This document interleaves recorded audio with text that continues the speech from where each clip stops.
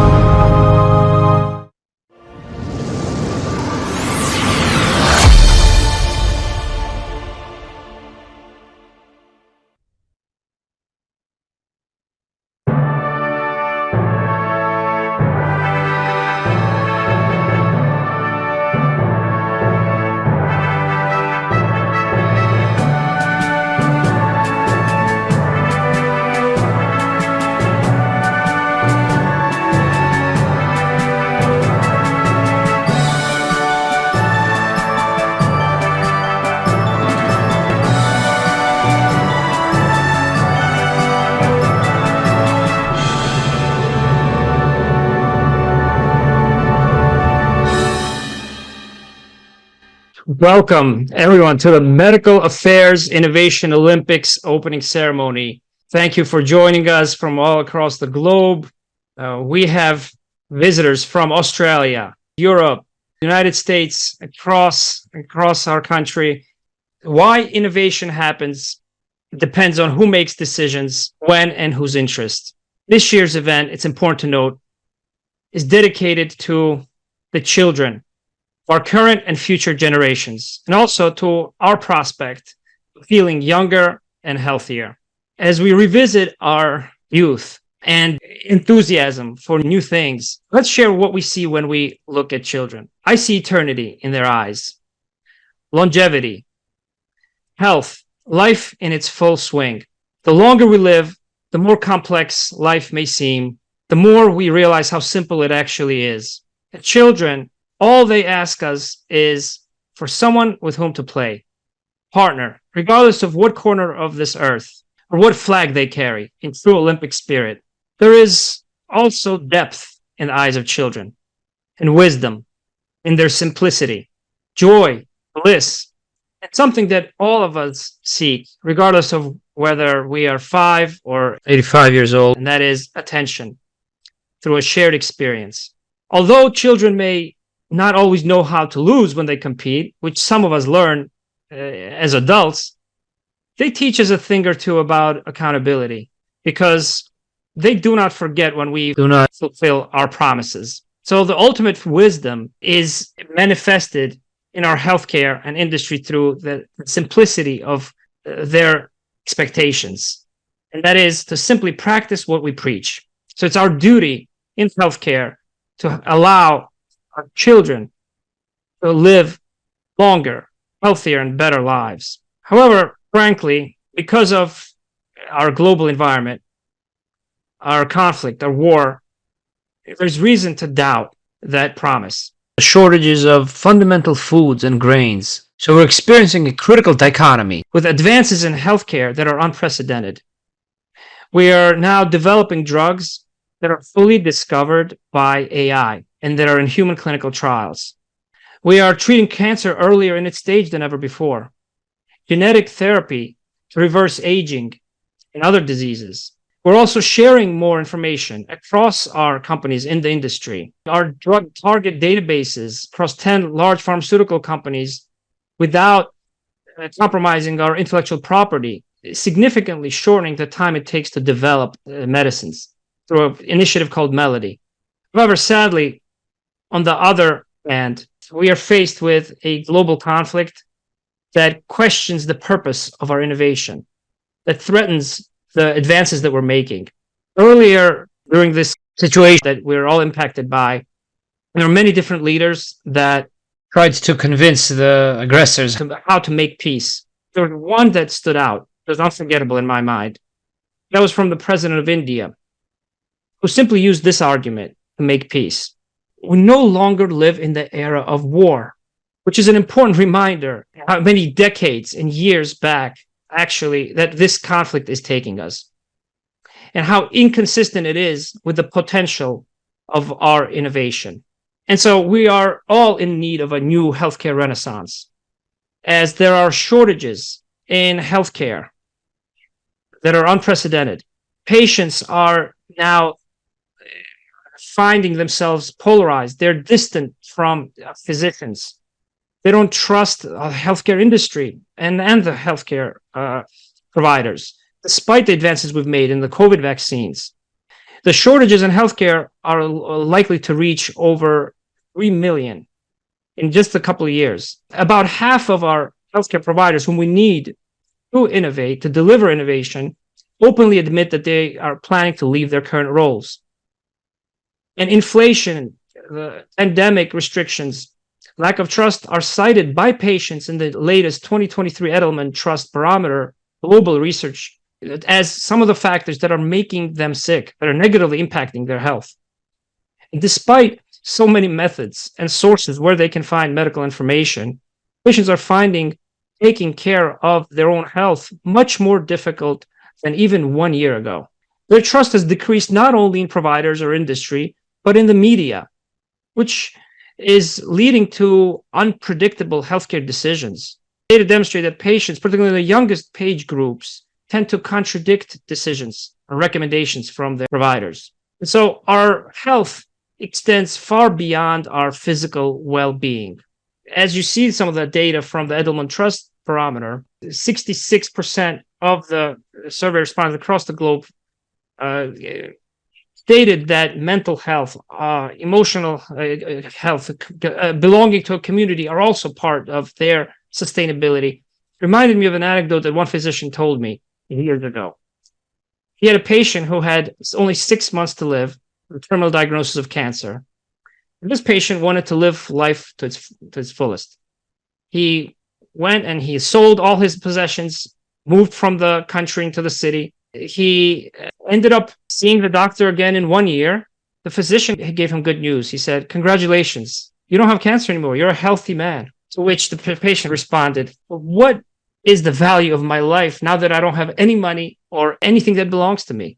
And so this reminds us that our health is the product of the sustainability of our life. Can you afford to be a part of a community when your income is so low that life becomes difficult to sustain? This is the question that we have to ask. So to drive a new renaissance in healthcare, let's learn some lessons from this period. This innovation from 4 to 8 centuries ago has left us with beauty that's unparalleled in many regards. Yet to innovate, the young 17-year-old Cosimo de' Medici had to go back and revisit older generations, bring back antiquity from antique philosophers and their learnings from Greece and Rome to transform the culture and art and science. Cosimo continued to pass the purpose of his family's dynasty down to the next generations. Imagine this picture. His young grandson, Lorenzo de' Medici, who lived together with a philosopher and a priest, Marcello Ficino, and sculptor Michelangelo for 5 years to discuss the impact of this innovation on their culture. So this amalgamation of different perspectives and motivations deliberately led to artists and scientists that developed new art and work, not for the sake of art or science itself, but to develop a particular community. The period has left us with many notes in terms of the sizes and proportions of the squares and how they were built, such that children that were playing would be able to hear their mother calling them. Medici was influenced by the Roman philosopher Sallust as well, who had described the previous era of decadence as public squalor and private opulence. So Renaissance ultimately did not only expand the freedom of thought and critical thinking, but also it made truth, beauty, and wisdom now becoming accessible to everyone in the public. So what can we learn in healthcare from their goals and their ultimate outcomes? Well, we need to strive for not only improving patient outcomes, but how they interact with the entire healthcare system in order to create a particular community to which they belong. And also to close the generational gap in leadership, as the 17-year-old Cosimo de' Medici did. Who are some of our philosophers of our age today? In many regards, I think the Renaissance is already started in healthcare because these philosophers of today are organizational change experts. Our young leaders that are entering the healthcare clinical force, our even investors and shareholders are now driving our companies in pharma and biotech to invest in seemingly non-revenue generating initiatives such as ESG in order to focus on the impact that we are having on our environment. And also to remind us about the long-term value of corporate social responsibility, diversity, equity, inclusion, and belonging, in addition to profits and revenue. So this event is designed to inspire and practice a long-term vision that addresses the real-world global scenarios in healthcare today. Because a patient should not have to wait years until a treatment or a trial becomes available in their town or country. As they move from job to another job or retire, or from one hospital to the next, they should be able to have access and claim their medical records in real time wherever they go and receive continuous preventive, maintenance, or acute care. Finally, because of the advances that we're making, patients anywhere in this world should have a reasonable expectation to receive the sufficient high quality care in order to survive, prolong, and improve their lives. So as we learn from the Renaissance, to innovate, our industry also has to close the generational gap in leadership. Studies show that longer experience as a physician does not correlate with higher quality of care. So we must also learn from our new healthcare providers about how they apply the medical information to guide their clinical decisions. And they, in turn, have to learn from some of our experienced healthcare providers about how to respond to adversity, how to think independently, regardless of the latest change in the algorithm of social media, for example. And so innovators always contrast those opposing forces who say that innovation is not for us, it's for someone else, or those decision makers, or we have to do more with less, we can't afford innovation, or that our strategy has gotten us this far. Well, what got you here won't necessarily get you there. Innovators are in the business of inspiration. While innovation takes risk and courage and time, these ideas will remain in the back of our mind and in our subconscious unless we provide incentives. And this is why this Innovation Olympics event provides our leaders the incentives and the ability to see where their ideas actually fall in relation to the field, other companies, our organizations, and our industry as well. By competing. And ultimately, you need to allocate time and resources to innovation. That's why Amedea Pharma is making an investment in helping test ideas and propel them forward. During this time of limitations of resources, economic instability, to which we've been previously, but now no longer resistant, are even more critical to us today. So we need to directly link the value of our contributions in medicine to our business, prosperity, and also to our healthcare community. So as Les Brown says, we fail not because we aim high and we miss, but because we aim too low and hit the target. So over the next 16 days, we'll take a pause to reflect on the global impact of our innovation, to compete, learn how each one of us can help patients reclaim their health and revive our planet. And perhaps we can look forward to future innovation, not only with our own eyes, but through the eyes of children, our predecessors, our artists and scientists who brought us the Renaissance.